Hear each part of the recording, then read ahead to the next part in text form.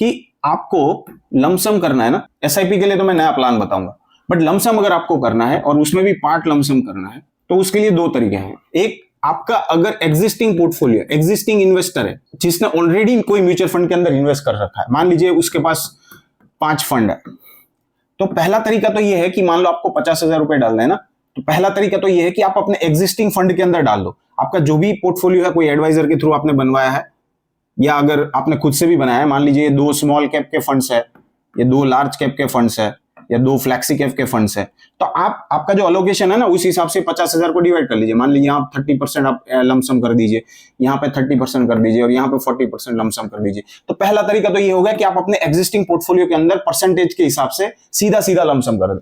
दूसरा तरीका ये है कि मान लो आपको ऐसा लग रहा है कि मेरा जो एग्जिस्टिंग पोर्टफोलियो है ना उसमें मुझे दम नहीं लग रहा है, मुझे कोई नया म्यूचुअल फंड, मतलब नए कोई फंड्स के अंदर में जो अच्छे फंड्स अभी चल रहे हैं उसके अंदर लमसम करना है, तो उस केस में आप इसी रेशियो के हिसाब से 2 फंड्स पसंद कर लीजिए। या अगर आपका पैसा ज्यादा है तो 2 फंड्स ले सकते हैं, अगर पैसा कम है मान लो 20-25 हजार 50 हजार है तो 3-4 फंड आप ले सकते हैं, जिसमें 2 मान लीजिए स्मॉल कैप मैंने पकड़ लिया, एक लार्ज कैप पकड़ लिया, एक फ्लैक्सी कैप पकड़ लिया या और कोई कैटेगरी पकड़ ली। तो इस हिसाब से आप आपके पैसे जो है उसमें घुसा दीजिए। मान लीजिए 20,000 में यहाँ पे डाल रहा हूँ, 10,000 में यहाँ पे डाल रहा हूँ, 10 यहाँ पे डाल रहा हूँ, 10 यहाँ पे डाल रहा हूँ, ऐसा करके मैं लमसम कर दूंगा। ये मेरे प्योरली नए फंड्स हो गए, न्यू फंड्स, जिसका मेरा एग्जिस्टिंग फंड्स के साथ कोई लेना देना नहीं है। तो ये 2 तरीके से आप लमसम को प्लान कर सकते हैं। आपको कंपनीज को डिवाइड करना पड़ेगा। स्मॉल कैप कंपनीज में आपका कितना अलोकेशन है, मिड कैप कंपनीज में आपका कितना अलोकेशन है और लार्ज कैप कंपनीज में आपका कितना अलोकेशन है।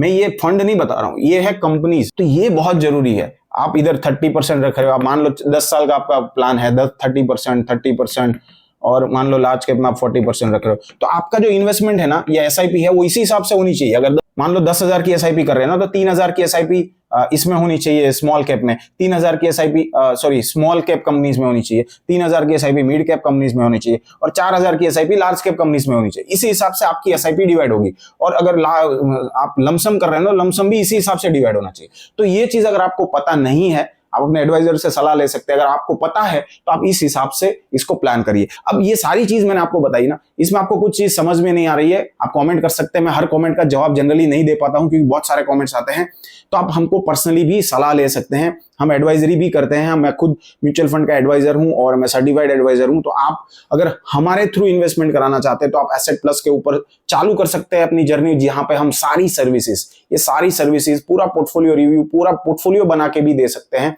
ये सारी चीज आपको वहां पे मिल जाती है। बहुत सारे आपके दोस्त क्लाइंट्स हमारे साथ जुड़े हुए हैं, तो अगर आप भी जुड़ना चाहते हैं तो नीचे एसेट प्लस की लिंक दी गई है, वहां से आप हमसे जुड़ सकते हैं। इसके अंदर दोनों चीजें, अगर आपका एग्जिस्टिंग पोर्टफोलियो है तो आप वो पोर्टफोलियो को स्विच करा सकते हैं, वो पोर्टफोलियो को ट्रांसफर कर सकते हैं एसेट प्लस के ऊपर, या अगर आप नया म्यूचुअल फंड का पोर्टफोलियो बनाना चाहते हैं, नई एसआईपी करना चाहते हैं, नया लमसम करना चाहते हैं, तब भी आप उसके थ्रू कर सकते हैं।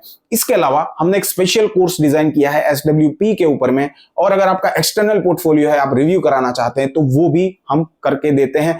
लिंक आपको दोनों की डिस्क्रिप्शन में मिल जाएगी। इस वीडियो के अंदर आपको और कुछ जानकारी चाहिए तो कमेंट बॉक्स में बताइए। कोई नया वीडियो का टॉपिक चाहिए तो उसके बारे में भी कमेंट बॉक्स में बताइए। मिलते हैं और कोई नए वीडियो में, तब तक stay healthy, stay invested, goodbye, जय हिंद।